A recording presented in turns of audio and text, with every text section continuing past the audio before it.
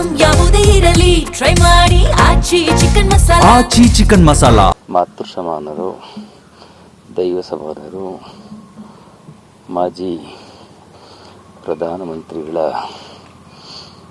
ಸನ್ಮಾನ್ಯ Shri H D ದೇವೇಗೌಡರವರ ಧರ್ಮಪತ್ನಿ Shrimati ಚೆನ್ನಮ್ಮನವರು ಭೂಲೋಕವನ್ನು ಬಿಟ್ಟು ಕೈಲಾಸವನ್ನು ಸೇರಿದ್ದಾರೆ. ಮಾತೃಶ್ರೀಯವರು ಸರಳತೆ, ಸಜ್ಜನಿಕೆ ಹಾಗೂ ಅವರ ಒಂದು ವಿಶಾಲ ಹೃದಯ ಶ್ರೀಮಂತಿಗೆ ಅತ್ಯಂತ ಅಮೂಲ್ಯವಾದದ್ದು. ಭಾರತ ನಾರಿಯರಲ್ಲಿ ಆದರ್ಶ ನಾರಿ ಎಂದರೂ ತಪ್ಪಾಗಲಾರದು. ಕಾರಣ, ಕೈ ಹಿಡಿದ ಗಂಡ ಭಾರತ ದೇಶದ ಪ್ರಧಾನಮಂತ್ರಿಯಾಗಿದ್ದರು. ತಾನು ಜನ್ಮ ಕೊಟ್ಟಿರ್ತಕ್ಕಂತಹ ಮಕ್ಕಳು ಮುಖ್ಯಮಂತ್ರಿಗಳಾಗಿ, ಮಂತ್ರಿಗಳಾಗಿ ಪ್ರಕಾಶಿಸುತ್ತಿದ್ದರೂ ಕೂಡ ಯಾವುದಕ್ಕೂ ಕಿವಿಗೊಡದೆ, ಹಮ್ಮು ಬಿಮ್ಮುಗಳಿಲ್ಲದೆ, ಯಾವ ಆಡಂಬರಕ್ಕೂ ಒಳಗಾಗದೇ ಪ್ರತಿಯೊಬ್ಬ ನಾರಿಯೂ ಕೂಡ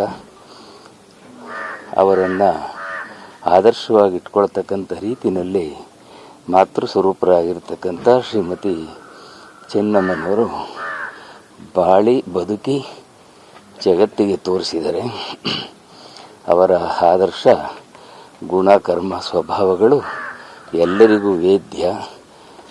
ಈ ಒಂದು ಅವರು ಪೂರ್ಣ ಆಯುಷ್ಯವಂತರಾಗಿ ಶರೀರವನ್ನು ಬಿಟ್ಟು ಭಗವಂತನ ಪಾದವನ್ನು ಸೇರಿದರೆ ಎಲ್ಲಕ್ಕಿಂತಲೂ ಬಹಳ ಅದ್ಭುತವಾದಂತಹ ಶಕ್ತಿ ಅಂದರೆ ಭಕ್ತಿಯೇ ಮುಕ್ತಿಗೆ ಸಾಧನ ಅಂದ ಹಾಗೆ ಅವರು ಇದ್ದಂಥ ಅಪಾರವಾದ ದೈವ ಭಕ್ತಿ, ಸರಳತೆ ಅತ್ಯಂತ ಅಮೂಲ್ಯವಾದದ್ದು.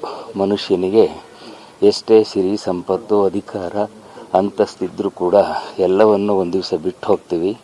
ಆದರೆ ನಮ್ಮ ಜೊತೆಯಲ್ಲಿ ಉಳ್ಕೊಳ್ಳೋದು ಒಂದೇ, ಅದು ಭಗವಂತನ ನಾಮಸ್ಮರಣೆ, ಭಕ್ತಿ ಎಂಬುದನ್ನೇ ತಮ್ಮ ಅಂತರಂಗದಲ್ಲಿಟ್ಕೊಂಡು ನಿತ್ಯ ಅವರ ಪೂಜಾ ಕೈಂಕರ್ಯಗಳು, ಅವರ ಅದ್ಭುತವಾದಂತಹ ಒಂದು ಚಿಂತನ ಇವತ್ತು ಎಲ್ರಿಗೂ ಕೂಡ ಆದರ್ಶವಾಗಿರ್ತದೆ.